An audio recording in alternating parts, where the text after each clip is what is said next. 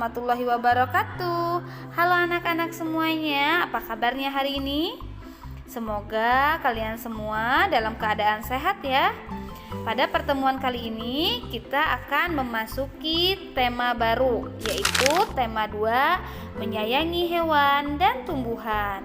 Anak-anak, sebelum memulai pembelajaran, agar pembelajarannya menjadi berkah dan bermanfaat, sebaiknya kita mengucapkan basmalah.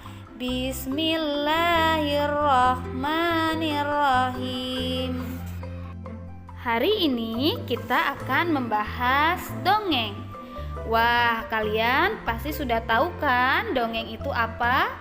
Dan kalian pasti sudah sering dibacakan dongeng oleh ayah atau bunda kalian pada saat sebelum tidur. Nah, anak-anak, dongeng itu apa sih? Ya, dongeng adalah cerita fiksi atau hayalan. Maksudnya yaitu cerita yang tidak benar-benar terjadi atau hayalan dari pembuat dongeng. Tetapi dongeng banyak mengandung pesan moral. Sebagai contoh, di sini ibu memiliki cerita yang berjudul Kelinci yang Sombong. Di suatu hutan rimba yang lebat, terdapat suatu sungai jernih yang biasanya menjadi tempat berkumpulnya para binatang. Suatu hari, di tepi sungai itu, para binatang sedang berkumpul. Mereka terlihat sedang berbincang dengan amat seru. Salah satu binatang yang berkumpul yaitu kura-kura. Tiba-tiba, kelinci datang dan mengacaukan semuanya. Kelinci memang sangat suka mengacau.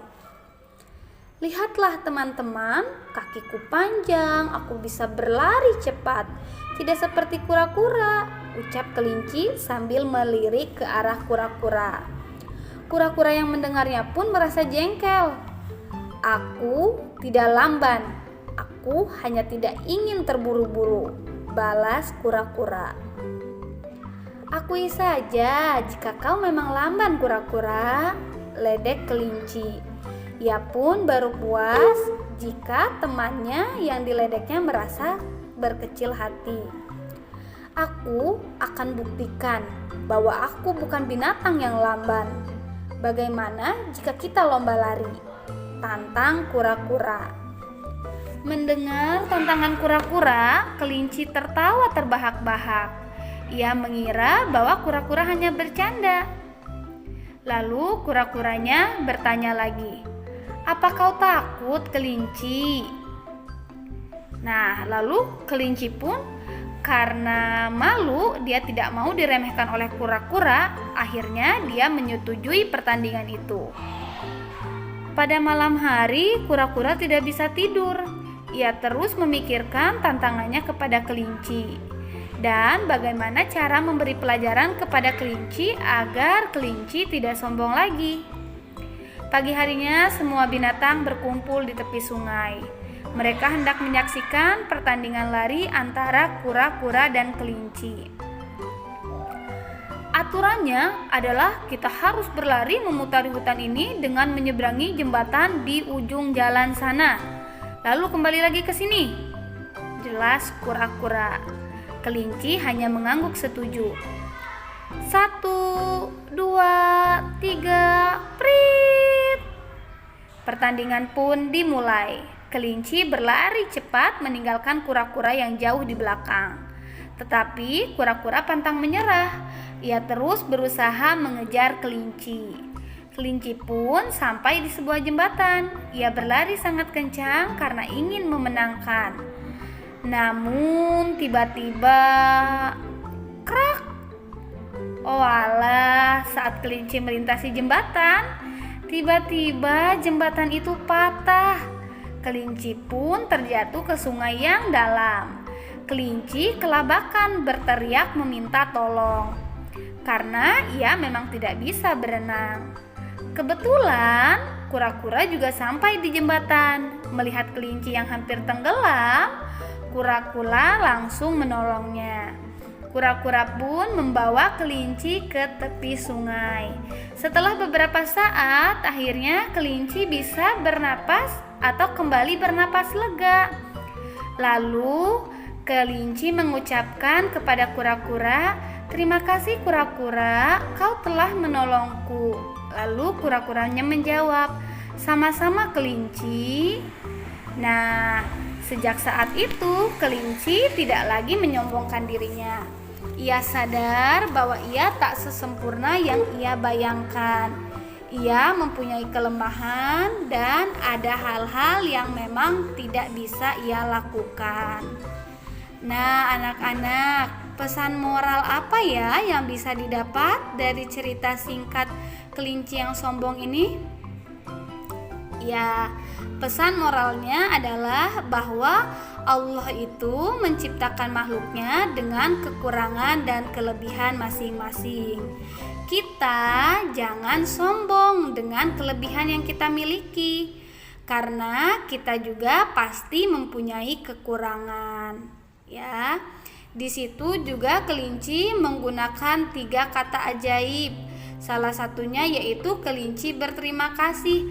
Anak-anak sudah tahu kan 3 kata ajaib itu apa saja? Terima kasih, tolong, dan maaf. Di situ kelinci mengucapkan terima kasih kepada kura-kura karena sudah membantu. Nah, anak-anak, jenis dongeng yang sudah Ibu bacakan tadi yaitu termasuk cerita fabel. Fabel adalah bentuk dongeng yang tokoh utamanya ialah hewan yang mempunyai perilaku seperti manusia. Nah, ini bukti bahwa dongeng itu hanya cerita hayalan ya. Mana mungkin hewan bisa berbicara seperti manusia. Ya, jadi perlu diingat ya, dongeng adalah cerita hayalan atau fiksi. Berikutnya unsur-unsur dongeng. Yang pertama yaitu tema. Tema adalah ide dasar atau ide pokok atau gagasan yang menjiwai keseluruhan cerita. Misalnya temanya penindasan. Nah, tema penindasan ini ada di dalam cerita Bawang Merah dan Bawang Putih. Kalian pasti sudah mengetahui kan ceritanya? Ya, yang kedua yaitu amanat. Nah, di dalam dongeng itu memiliki amanat. Amanat adalah pesan atau nasihat yang ingin disampaikan oleh pengarang. Misalnya, tadi amanat dari dongeng yang sudah Ibu bacakan yaitu kita tidak boleh sombong. Yang berikutnya yaitu tokoh. Tokoh adalah pelaku dalam sebuah cerita. Nah, contoh dongeng yang sudah Ibu bacakan tadi yaitu tokohnya kelinci dan kura-kura. Nah, tokoh juga memiliki sifat ya. Sifatnya tadi kalau kelinci itu memiliki sifat sombong. Yang berikutnya yaitu latar. Latar adalah tempat dan waktu kejadian.